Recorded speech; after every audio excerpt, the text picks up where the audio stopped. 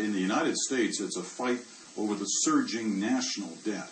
Barack Obama is warning the U.S. Congress that failure to act could create another global financial crisis. Our senior Washington correspondent, Neil McDonald, explains. When Republican politicians go home nowadays, this is what greets them. You can say no to raising the debt limit, right? House Speaker John Boehner, who wept as he accepted the congressional gavel, is now facing similar ultimatums from the hardline Republican base that helped propel him to power. It's a cowardly act of treason against coming generations, and we may be able to give Boehner something really to cry about. On the other side of the argument is simple mathematics. The U.S. debt is $14 trillion and rising fast, but the legal limit on borrowing here stands at $14.3 trillion. By August 2nd, says the Treasury, Washington will no longer be able to meet its obligations if the debt limit is not raised, which would be catastrophic, says this scholar. There's no reasonable argument to refusing to raise the debt limit. Still, polling has suggested that most Americans would now prefer defaulting on debt to any further borrowing. The question has set up a showdown between ultra-conservatives like newly declared presidential candidate Michelle Bachmann. Raising the debt ceiling alone, I can't do it. I cannot do it. And senior officials like the Federal Reserve Chairman, who tried once again today to explain the worldwide consequences of American default. Would cause severe disruptions in financial markets and the payment system, induce rating downgrades of U.S. government debt, create fundamental doubts about the creditworthiness of the United States, and damage the special role of the dollar. Instead, hardline conservatives propose massive, unheard-of spending cuts. The problem is most Americans don't understand how deep those cuts would have to go. Medicare could cease to exist. Old age pension checks might stop. Because right now, the government borrows about 40 cents of every dollar it spends. And while politics might be about compromises, mathematics is not. Neil McDonald, CBC News, Washington. All right, now, some of that looks like theater, political theater. But how serious could it be for us?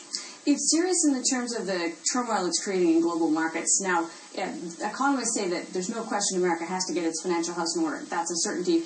Default, Greek-style default, unlikely to happen.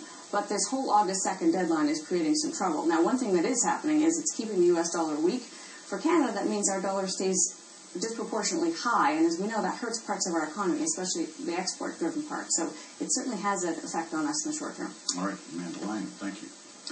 The House of Commons voted today to officially extend Canada's mission in Libya, a foregone conclusion on a day that did include one surprise announcement by the government, formal recognition of a rebel group as the government of Libya. Laurie Graham has more.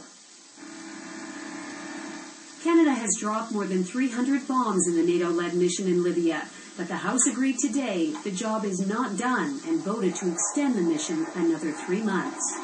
Colonel Gaddafi seeks to remain in power by committing crimes against the people. He needs to be stopped, and Madam Speaker, he needs to be held accountable. In an effort to do that, Baird said Canada is joining some other NATO countries in recognizing the rebel group, the National Transitional Council of Libya, as the voice for Libyan citizens. Whatever happens, it couldn't be any worse than Colonel Gaddafi. You've got people, a number of people that are well respected, whether it's the former Justice Minister, and others in civil society which have joined the council. The outcome of today's debate was not a surprise, but it was an opportunity to raise concerns about the mission morphing into a Gaddafi manhunt. We should not make the mistake of believing that military intervention on its own represents a diplomatic and comprehensive solution. The NDP wanted assurances that Canada will keep ground troops out and send in more humanitarian aid. This will not be a crisis that is solved by us or by NATO or by more bombing, but it will be solved by diplomatic pursuit, by humanitarian pursuit. The government today committed another $2 million in humanitarian aid, but didn't shy away from the mission's objective. pressure must be maintained on the Gaddafi regime to ensure civilians are protected from further attacks, and strikes on his command and control posts must and will continue.